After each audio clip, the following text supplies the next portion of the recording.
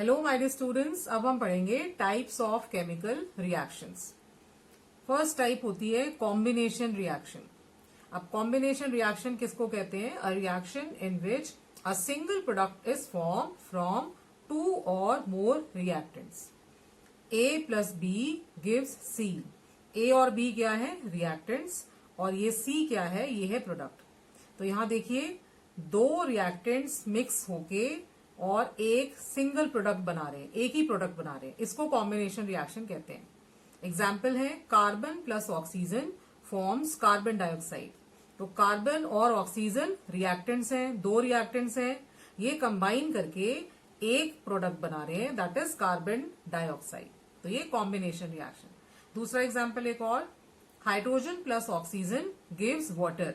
यहां पर भी दो रिएक्टेंट्स हैं, हाइड्रोजन और ऑक्सीजन, ये कंबाइन करके एक सिंगल प्रोडक्ट, कौन सा? वाटर, वो बना रहे हैं।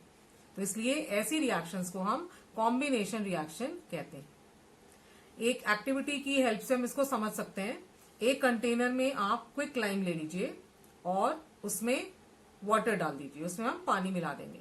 तो जब ये कैल्शियम ऑक्साइड, जिसको हम क्विक लाइम कहते हैं, उसमें हम पानी डाल देंगे तो कैल्शियम हाइड्रोक्साइड बनेगा, स्लेक लाइम का सॉल्यूशन बन गया। इसको हम व्हाइट वॉश में यूज करते हैं।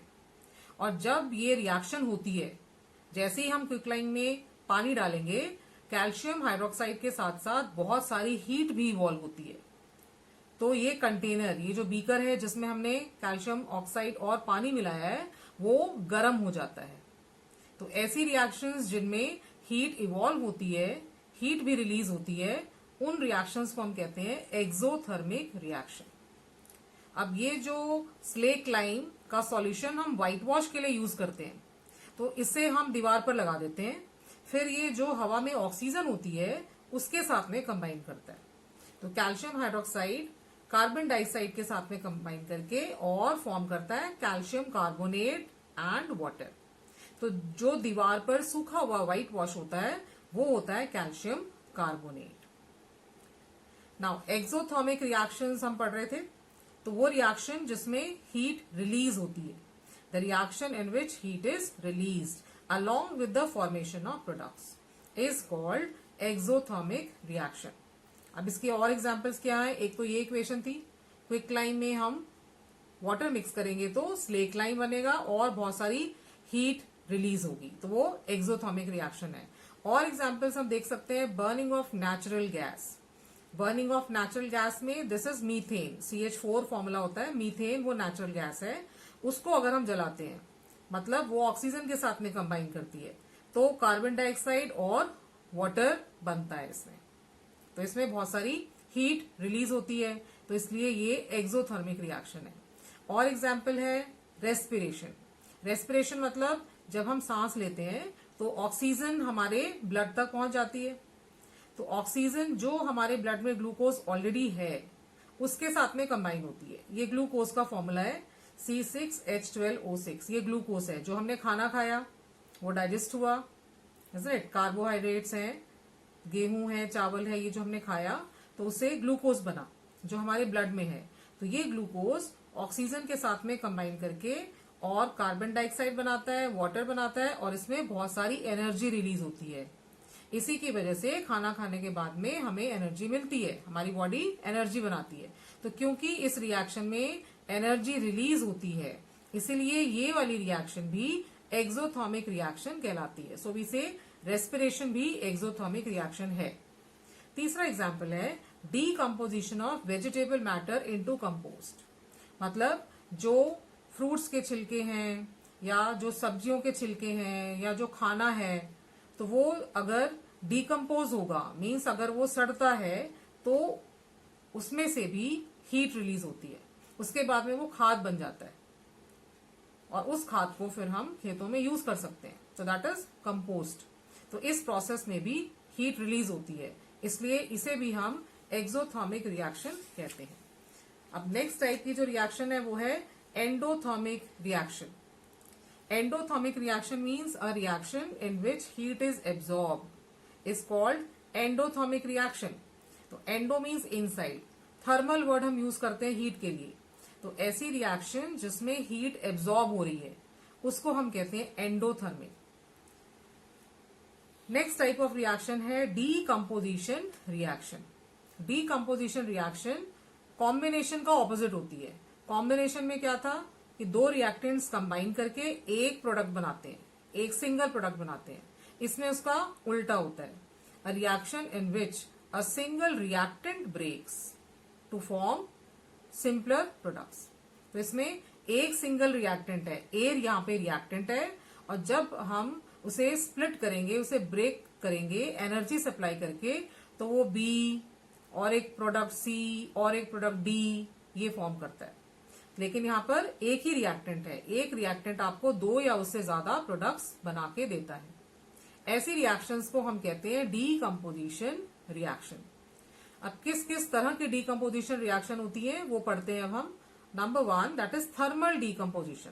थर्मल वर्ड मैंने आपको कहा कि वो हीट से रिलेट करता है, मतलब हीट इज इन्वॉल्व।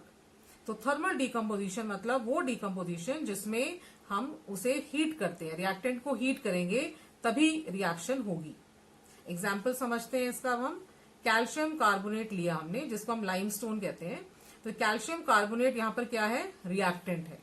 इस रिएक्टेंट को हम हीट करेंगे, तो हीट करने पर हमें मिलेगा कैल्शियम ऑक्साइड और कार्बन डाइऑक्साइड, ये दो प्रोडक्ट्स मिलेंगे।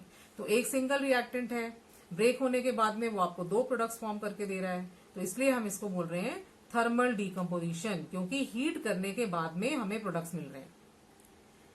एक एक्टिविटी समझ सकते हैं हम इसमें और।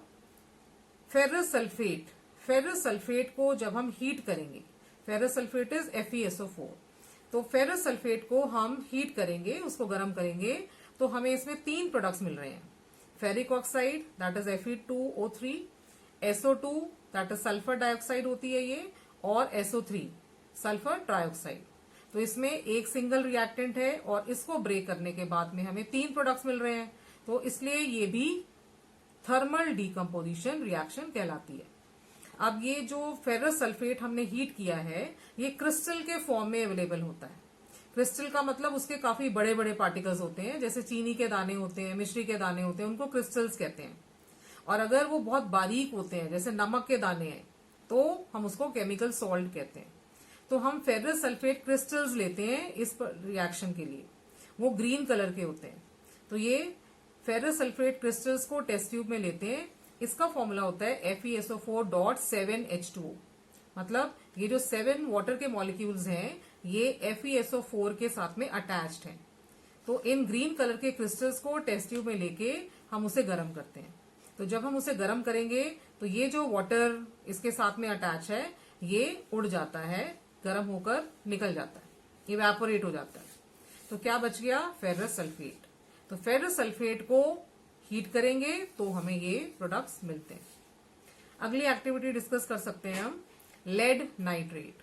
तो lead nitrate that is PbNO3 nitrate का फॉर्मूला होता है वो ब्रैकेट में and 2 outside 2 because the valency of lead is 2। तो इसका फॉर्मूला हो गया PbNO3 ब्रैकेट के अंदर ट्वाइस। इसको जब हम हीट करेंगे तो हमें तीन प्रोडक्ट्स मिलेंगे इसमें, लेड ऑक्साइड, नाइट्रोजन डाइऑक्साइड और ऑक्सीजन।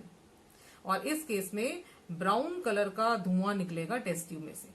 तो ये जो ब्राउन फ्यूम्स हैं, जो ब्राउन कलर का धुआं है, वो किसकी वजह से है, वो नाइट्रोजन डाइऑक्साइड की वजह से है।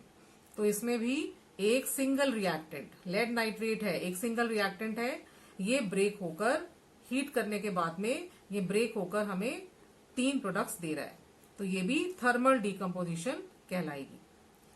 दूसरे तरह की डीकम्पोजिशन रिएक्शन है इलेक्ट्रोलाइसिस। इलेक्ट्रो वर्ड आया इलेक्ट्रिसिटी से, लाइसिस का मतलब होता है टू ब्रेक, उस चीज को तोड़ देना।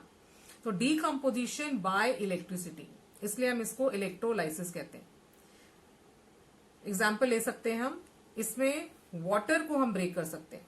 तो वाटर जो है वो रिएक्टेंट है, जब इस वाटर में इलेक्ट्रिसिटी पास करेंगे तो हाइड्रोजन और ऑक्सीजन ये दोनों गैसेस अलग अलग हो जाएंगी।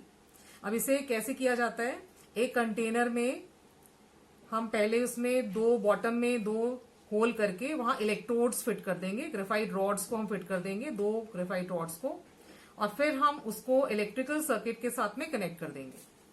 उसके बाद में आप उसे सील कर दीजिए ताकि पानी उस कंटेनर से बाहर नहीं, लीक नहीं होना चाहिए, गिरना नहीं चाहिए। इसके बाद में आप 2 खाली टेस्ट ट्यूब लेके उसमें पानी भरिए, फिर उसको आप उल्टा कर दीजिए, इन्वर्ट कर दीजिए, एक टेस्ट ट्यूब एक इलेक्ट्रोड के ऊपर।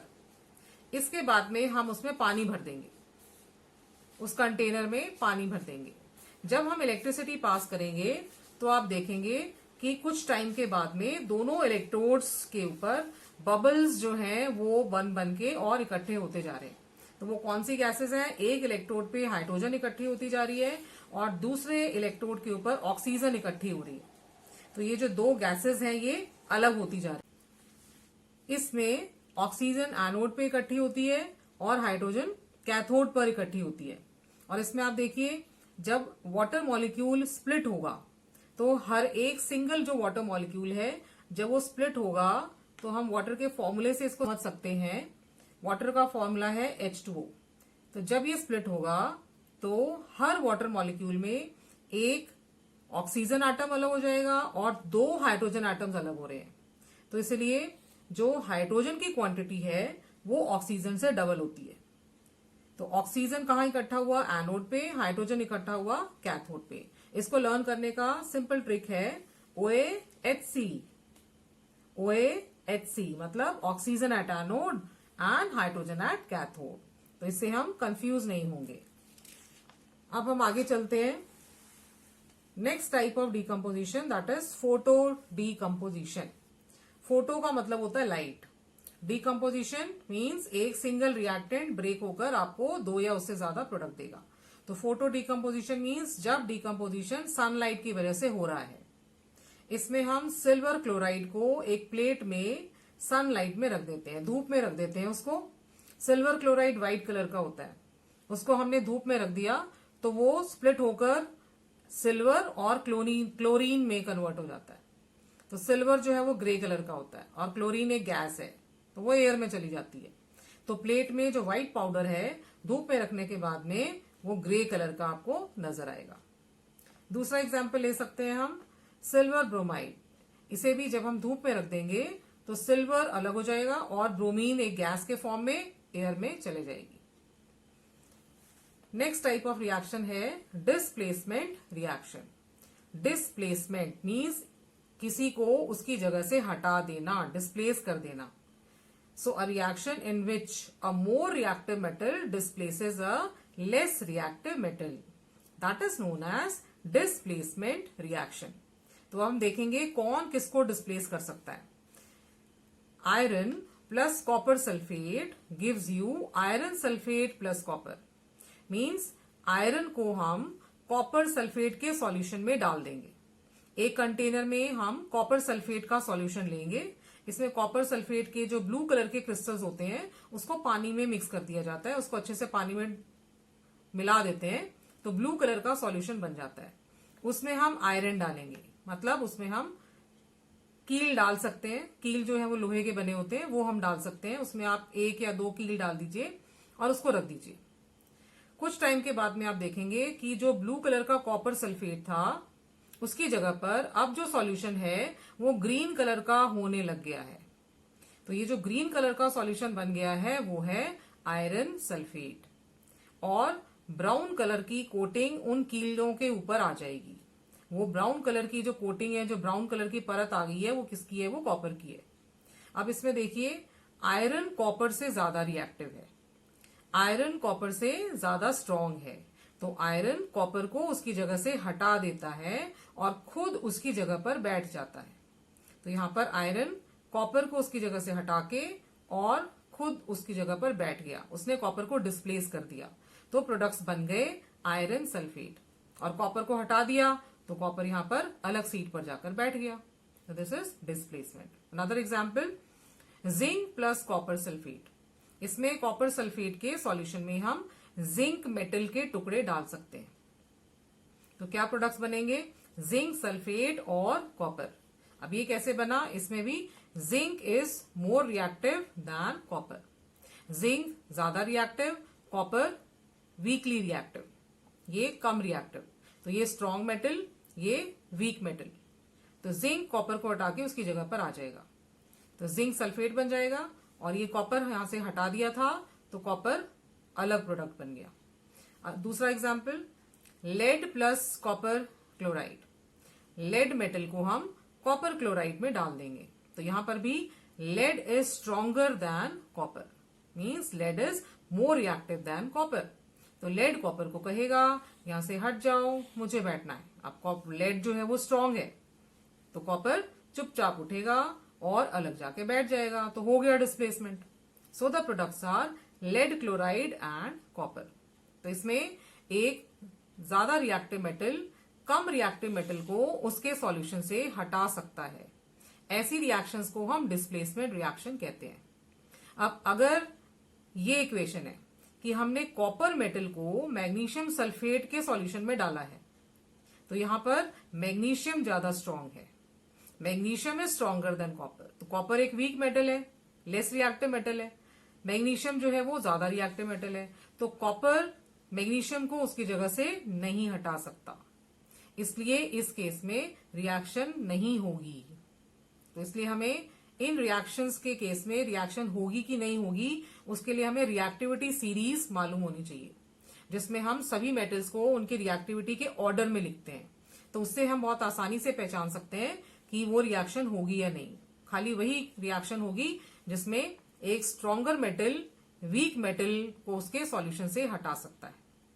Next type of reaction is double displacement reaction. अभी जो हमने पढ़ा था वो डिस्प्लेसमेंट मींस एक मेटल दूसरे मेटल को अपनी जगह से हटा देता है। डबल डिस्प्लेसमेंट का मतलब दो लोगों को उनकी सीट से हटा के एक्सचेंज किया जा रहा है, means a reaction in which there is an exchange of ions between the reactants, so that is called double displacement reaction. Example से समझ सकते हैं हम इसको। सोडियम सल्फेट है, उसको हमने बेरियम क्लोराइड के साथ में मिक्स कर दिया। अब ये दो रिएक्टेंट्स रिएक्ट करेंगे और सीट एक्सचेंज कर लेंगे। अब इसको समझने के लिए आप इसको ऐसे इमेजिन कर सकते हैं कि सोडियम सल्फेट, ये दो लोग बैठे हैं, ठीक है, एक सीट पर, और बेरियम और क्लोराइड ये दो लोग एक सीट पे बैठे हैं। तो अब सीट एक्सचेंज हो गई, राइट। तो सोडियम जो है वो बेरियम की सीट पर आके बैठ जाएगा और बेरियम जो है वो सोडियम की सीट पे आके बैठ जाएगा। तो हमें प्रोडक्ट्स मिलेंगे barium sulphate and sodium chloride. तो क्योंकि यहां पर दो एलिमेंट्स का एक्सचेंज हो रहा है, दो आयंस का एक्सचेंज हो रहा है, तो इसलिए हम इसको डबल डिस्प्लेसमेंट कहते हैं। अब इसमें जो बेरियम सल्फेट बनेगा वो व्हाइट प्रेसिपिटेट फॉर्म करेगा, व्हाइट कलर का पाउडर बन जाएगा, जबकि सोडियम सल्फेट भी लिक्विड और बेरियम क्लोराइड भी लिक्विड, ये दोनों लिक्विड फॉर्म में थे। लेकिन जो प्रोडक्ट बनेंगे उसमें व्हाइट कलर का insoluble salt means white colour का पाउडर जो है वो टेस्ट ट्यूब में आपको सेटल हुआ मिलेगा। ऐसी रिएक्शंस को हम प्रेसिपिटेशन रिएक्शंस कहते हैं। प्रेसिपिटेशन का मतलब insoluble salt is formed.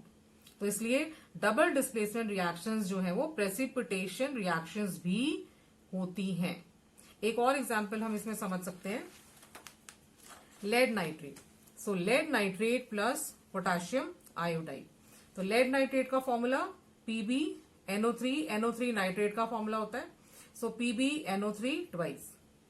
So lead nitrate plus potassium iodide, Ki that is potassium iodide. इन दोनों रिएक्टेंट्स को मिक्स करेंगे तो हमें प्रोडक्ट्स मिलेंगे लेड आयोडाइड और पोटेशियम नाइट्रेट। अब इसमें देखिए लेड और पोटेशियम की सीट एक्सचेंज कर दी गई है। लेड को यहां बिठा दिया गया है और पोटेशियम को यहां बिठा दिया गया है, तो ऑटोमेटिकली आपके दोनों प्रोडक्ट्स रेडी हो गए। अब ये जो लेड आयोडाइड बनता है वो येलो कलर का प्रेसिपिटेट फॉर्म करता है। तो येलो कलर का सॉल्ट हमें टेस्ट ट्यूब में सेटल हुआ मिलेगा। तो ये भी प्रेसिपिटेशन रिएक्शन है। तो ये डबल डिस्प्लेसमेंट रिएक्शन है और प्रेसिपिटेट फॉर्म हो रहा है, तो इसलिए हम इसे प्रेसिपिटेशन रिएक्शन भी कह रहे हैं। नेक्स्ट टाइप की जो रिएक्शन है उसको हम कहते हैं ऑक्सीडेशन एंड रिडक्शन। अब ऑक्सीडेशन का क्या मतलब होता है? Oxidation something related to oxygen. तो इसमें ऑक्सीजन इज एडेड, मीन्स इसमें ऑक्सीजन हमने ऐड की है। तो अगर ऑक्सीजन ऐड हो रही है तो उसको ऑक्सीडेशन कहते हैं, और अगर ऑक्सीजन रिमूव हो रही है, ऑक्सीजन हटाई जा रही है, तो उसे रिडक्शन कहते हैं। Example, carbon plus oxygen will form carbon dioxide.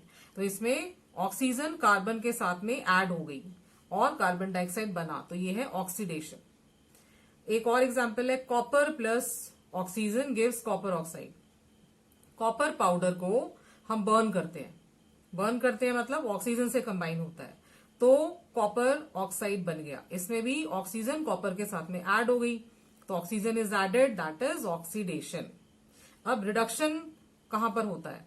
Reduction means oxygen is removed. तो इसका मतलब ऑक्सीजन किसी एटम के साथ में कंबाइन है और उस इक्वेशन में ऑक्सीजन रिमूव हो रही है। इसमें हम ये वाला एग्जांपल समझ सकते हैं, this one. So here zinc oxide plus carbon, products बनेंगे जिंक प्लस कार्बन मोनोऑक्साइड। अब यहां देखिए जिंक ऑक्साइड, ऑक्सीजन जिंक के साथ में अटैच है। अब ये ऑक्सीजन यहां से निकल के और कार्बन के साथ में अटैच हो जाएगी और कार्बन मोनोऑक्साइड बना देगी। तो यहां पर ऑक्सीजन इज रिमूव्ड। तो इसलिए जिंक ऑक्साइड से ऑक्सीजन रिमूव हो गई और ये जिंक रह गया। तो इस इक्वेशन को हम बोलेंगे, इस पार्ट को हम बोलेंगे रिडक्शन। अब इस केस में जो ऑक्सीजन निकला है वो दूसरे वाले एलिमेंट के साथ में जाके ऐड भी हो गई, तो इसलिए इसमें ऑक्सीडेशन भी है। अब अगर ऐसी इक्वेशंस हैं जिनमें ऑक्सीडेशन भी हो रही है और रिडक्शन भी हो रही है, उन्हें हम कहते हैं रिडॉक्स रिएक्शंस। तो इसमें हमें रिडक्शन भी देखने को मिला और क्योंकि इसमें ऑक्सीडेशन भी हो रहा है तो ऐसी इक्वेशंस को, in these reactions oxidation and reduction occurs at the same time. Means एक ही इक्वेशन में रिडक्शन भी होती है और ऑक्सीडेशन भी होती है। अब इसे हम समझते हैं। कॉपर ऑक्साइड लिया है और उसमें हमने हाइड्रोजन पास की है, हीट किया है, तो हमें प्रोडक्ट्स मिले कॉपर और वाटर। अब इसमें हमें रिडक्शन कहां पर हो रही है और ऑक्सीडेशन कहां पर हो रही है, पहले वो पहचानना होता है। तो रिडक्शन किसको कहते हैं? Removal of oxygen. तो यहां देखिए कॉपर ऑक्साइड है, इसके पास ऑक्सीजन है ऑलरेडी, तो यहां से ऑक्सीजन रिमूव हो गई और कॉपर ऑक्साइड बन गया कॉपर। तो ऑक्सीजन निकल गई, तो ये जो पार्ट है इक्वेशन का, कॉपर ऑक्साइड बन गया कॉपर, तो ये रिडक्शन पार्ट है। अब ये जो ऑक्सीजन निकली तो वो हाइड्रोजन के साथ में अटैच हुई और बन गया वाटर, तो ऑक्सीजन ऐड हो गई। तो this part of the equation that is oxidation. जिस पार्ट में ऑक्सीजन ऐड हो रही है उस पार्ट को हम ऑक्सीडेशन कहते हैं। तो हाइड्रोजन में ऑक्सीजन ऐड हो गई तो ये पार्ट है ऑक्सीडेशन। तो इसमें रिडक्शन भी हो रहा है और ऑक्सीडेशन भी हो रहा है, तो इसलिए ऐसी इक्वेशंस को हम रिडॉक्स रिएक्शंस कहते हैं। अब इन रिएक्शंस में हमें यह भी बताना होता है कि इसमें ऑक्सीडाइजिंग एजेंट, रिड्यूसिंग एजेंट कौन सा है। तो ऑक्सीडाइजिंग एजेंट वो कंपाउंड है जिसमें ऑक्सीजन है। एजेंट का मतलब वो ऑक्सीजन को प्रोवाइड करा सकता है, उसके पास ऑक्सीजन है। तो ऑक्सीडाइजिंग एजेंट मीन्स वो कंपाउंड जिसके पास ऑक्सीजन है, वो ऑक्सीजन का एजेंट है। तो that is copper oxide, right. इस कंपाउंड के पास ऑक्सीजन है, तो ये हो गया ऑक्सीडाइजिंग एजेंट। रिड्यूसिंग एजेंट जो ऑक्सीजन को लेगा, तो जो ऑक्सीजन को लेगा उसे हम कहते हैं रिड्यूसिंग एजेंट। तो इस केस में ऑक्सीजन को किसने लिया? हाइड्रोजन ने लिया, तो इसलिए ये हो गया reducing agent, that is hydrogen. फिर आता है सब्सटेंस ऑक्सीडाइज्ड, मीन्स किस सब्सटेंस को ऑक्सीजन मिली। तो किसको मिली? हाइड्रोजन को मिली, तो that is hydrogen. Substance reduced, किस सब्सटेंस में से ऑक्सीजन रिमूव हो गई। Removal of oxygen is reduction, तो किस सब्सटेंस में से ऑक्सीजन रिमूव हो गई वो है सब्सटेंस रिड्यूस्ड। तो किस में से रिमूव हुई? कॉपर ऑक्साइड में से, तो इसलिए सब्सटेंस रिड्यूसेस कॉपर ऑक्साइड। इसमें हमें इन चारों के आंसर्स रिएक्टेंट साइड पर ही मिलेंगे, इस चीज का ध्यान रखेंगे, तो ये हमारे हमेशा सही होंगे। अब हम इसे और अच्छे से समझ लेते हैं। दूसरा एग्जाम्पल है zinc oxide plus carbon gives zinc plus carbon monoxide. अब इसमें पहले हमें दोनों टाइप ऑफ रिएक्शंस पहचाननी है, रिडक्शन और ऑक्सीडेशन। अब इसमें देखिए जिंक ऑक्साइड है ये, तो जिंक ऑक्साइड में से ऑक्सीजन निकल गई और वो रह गया जिंक। तो ये जो पार्ट है इक्वेशन का ये है रिडक्शन। अब ये ऑक्सीजन निकल के किसके साथ कंबाइन हुई? कार्बन के साथ में, तो कार्बन को ऑक्सीजन मिल गई, ऐड हो गई उसमें। तो ये जो पार्ट है carbon converts into carbon monoxide, ये पार्ट हो गया ऑक्सीडेशन का। अब हम आगे आंसर दे सकते हैं, जैसे मैंने आपको बताया ऑक्सीडाइजिंग एजेंट वो कंपाउंड जिसके पास ऑक्सीजन है, तो कौन सा कंपाउंड है? Zinc oxide. So this is zinc oxide, वो ऑक्सीडाइजिंग एजेंट है। रिड्यूसिंग एजेंट ऑक्सीजन किसने ली? कार्बन ने ली, तो ये हो गया रिड्यूसिंग एजेंट। अब next two parts, substance oxidised. Substance oxidised कौन सा है? That is carbon. Substance oxidised जिसको ऑक्सीजन मिली, that is carbon. Substance reduced जिसमें से ऑक्सीजन निकल गई, दैट इज जिंक ऑक्साइड। एक और एग्जांपल ले सकते हैं, lead oxide plus carbon gives lead plus carbon dioxide. अब इसमें देखिए, लेड ऑक्साइड में से ऑक्सीजन निकल गई और खाली लेड रह गया, तो ये पार्ट क्या है? रिडक्शन।